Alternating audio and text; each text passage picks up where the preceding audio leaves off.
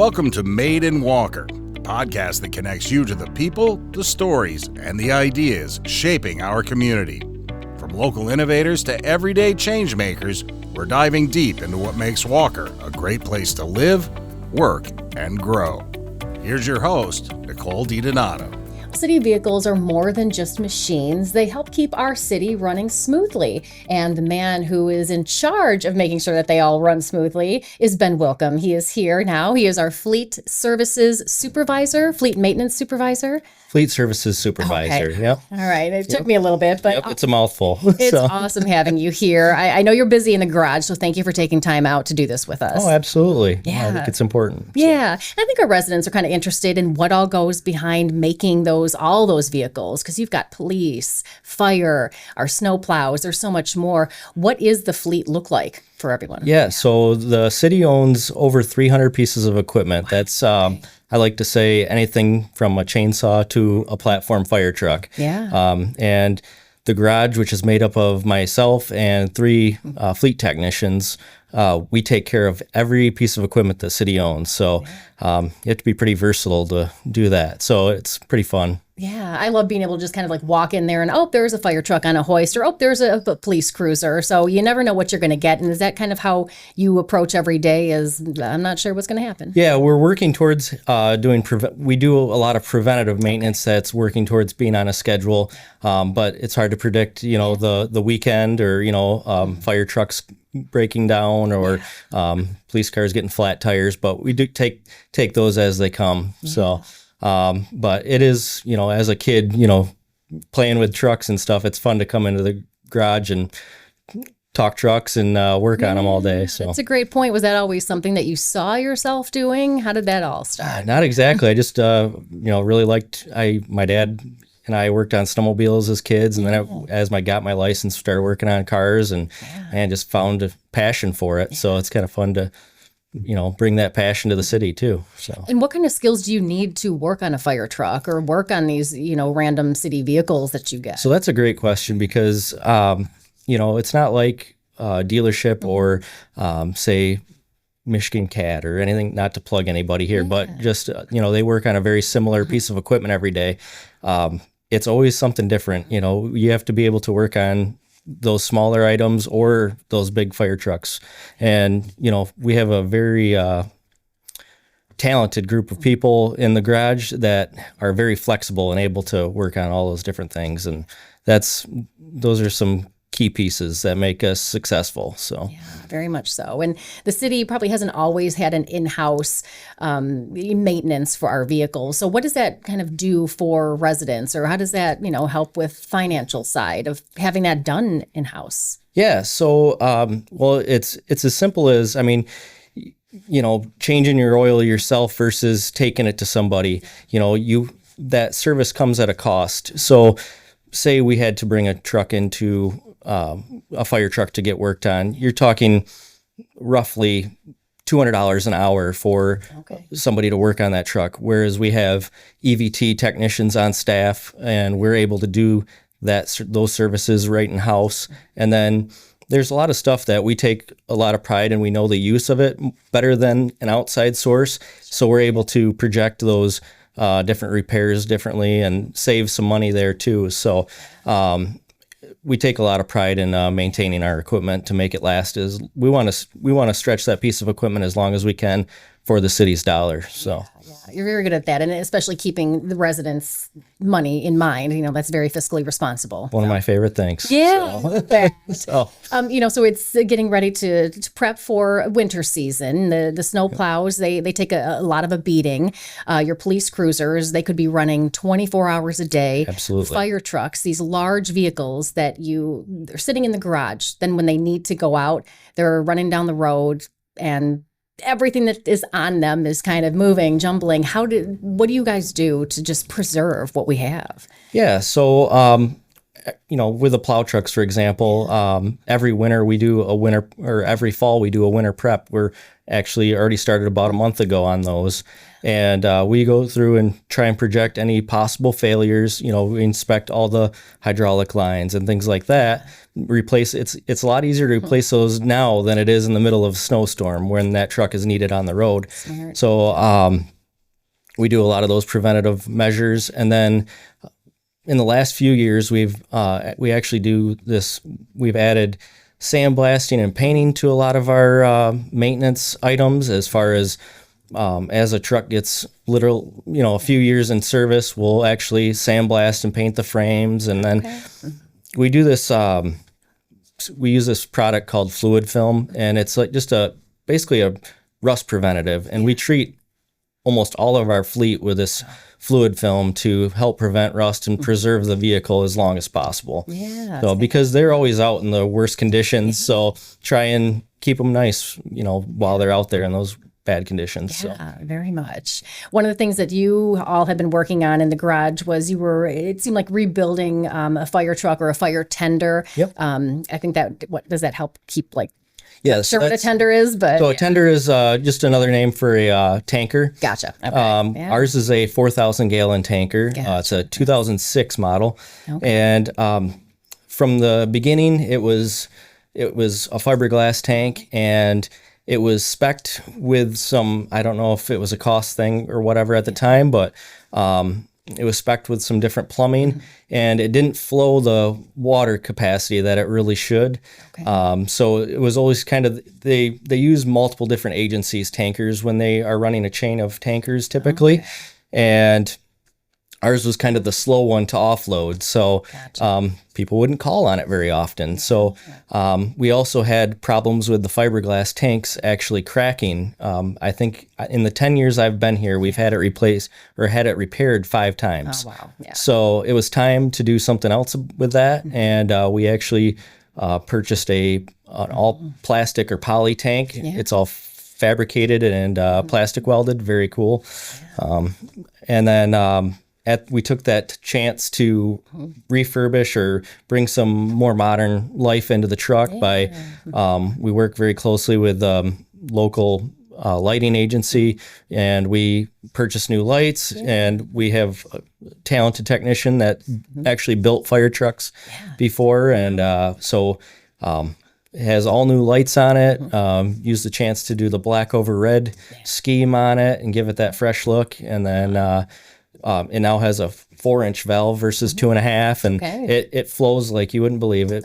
Passed pump testing with flying colors, which was a huge relief and success. So it was exciting to hear firefighters say that truck's never worked that, never pumped like that before. And so it was really rewarding to hear that. Oh my gosh. Yeah. So crucial in a time of need. And how does that make you feel, Hannah? Yeah. So it's really cool in our position. I always joke that we keep the city rolling. That police officers and firefighters and the DPW couldn't do their job without the equipment they need. So it's very important that in the background we're keeping all these vehicles maintained, and they're able to travel the streets, make them safe. They're able to put out those fires or rescue a person.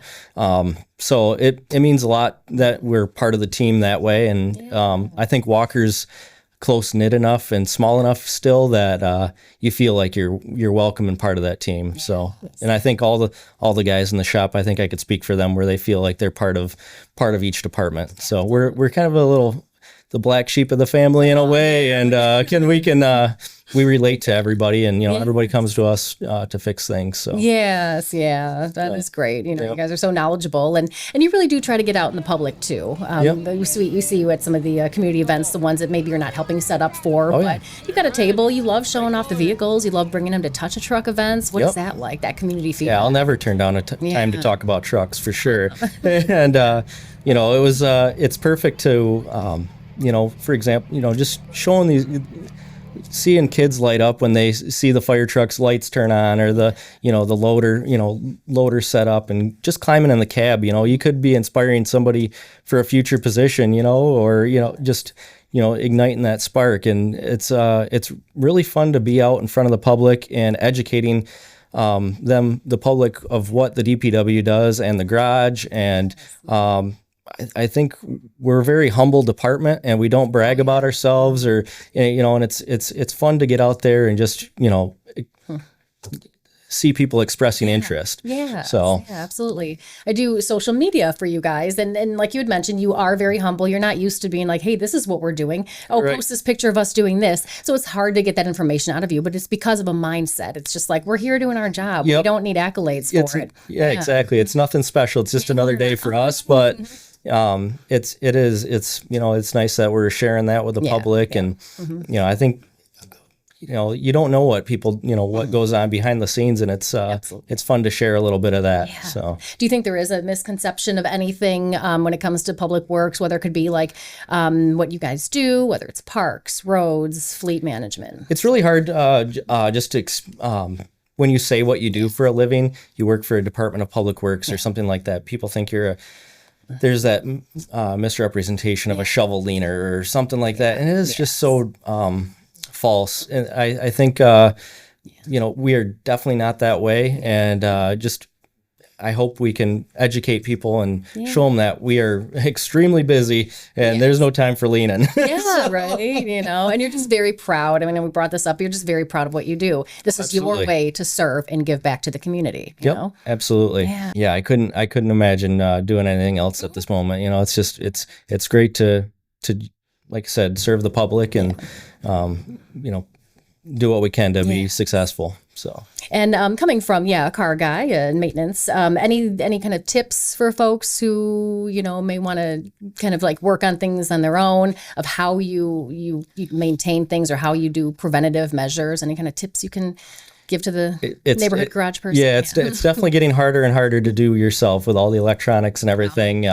It's easy to mess stuff up. So make sure you take precautions, use those jack stands, consult somebody before tackling a project, and make sure you know what you're getting yourself into, I guess.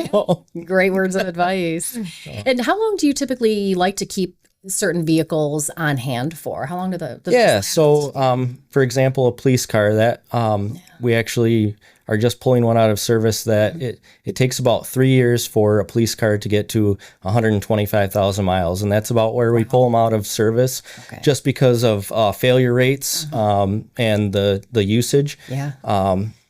We tend, those, like I said, are typically around 3 years for a police car.